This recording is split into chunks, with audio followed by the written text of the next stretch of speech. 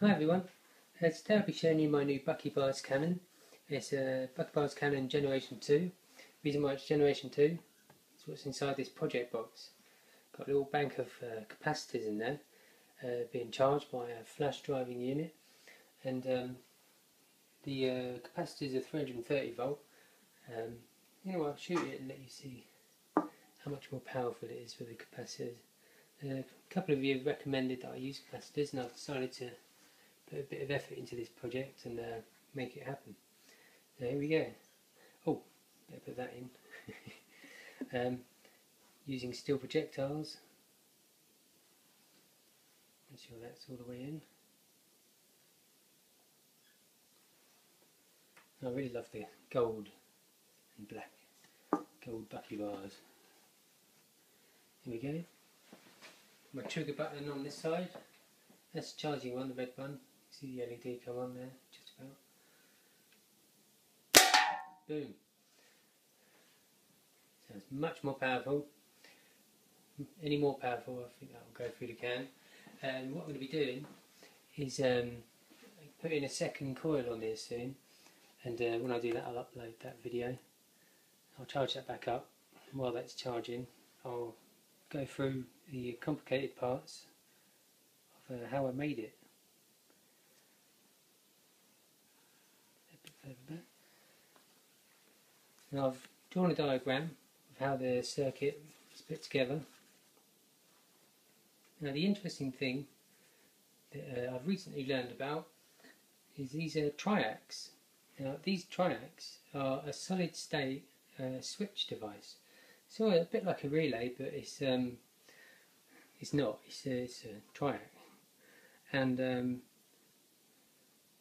the main part of having that in there is that you don't get all the sparking and arcing that you'd get with a switch or with tapping the wire down on the capacitors, which is quite dangerous really. You want to keep your hands away from that, and the triac takes care of all of that, and it's very efficient, quite quiet to operate, and takes all that danger away from your fingers, because 330 volts is pretty dangerous. I know it's not thousands, but it's still enough to give you a heart attack. Anyway, I'll go through this pretty quickly. From the 1.5 volt battery AA to a switch, into the flash circuit and then back out again. You'll find where the battery goes on the disposable camera, be able to work out which way around and take wires from them terminals to create put a switch on the outside of the box, and that will charge your capacitors. I've put 2 extra, but they want to be wired up like that. And to the triac, comes straight from the positive to a trigger switch, and that will go to the right hand leg of the triac. And the middle leg goes to one end of your coil. I'm using 22 SWG insulated copper wire. You can go thicker or thinner depending on how you want it to turn out. I'm not sure which way you should go really. And that goes to the minus of the capacitor. And the other leg, the left hand leg, goes to the minus of the AA battery. And that's quite simple. Triacs are only a couple of quid. I think it's about £2.30. And they can handle 600 volts, 8 amps. I'm not sure how many amps is going through this, but it's certainly not 600 volts. So it's more than meaty enough to be able to handle it. Anyway, I think that's pretty well charged now. I'll give that another go. I think I've put the projectile in there. Yep, I have.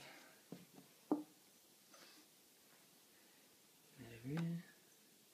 So I'm quite impressed with this, and I'll be even more impressed when I get that second coil on there. You can see that's pretty good. Anyway, please rate, comment, subscribe. Let us know what you think. Any suggestions on how to implement this second stage coil, I'd really appreciate it. Yeah, so definitely subscribe if you want to keep up with how this is going to turn out. And thanks very much. Bye.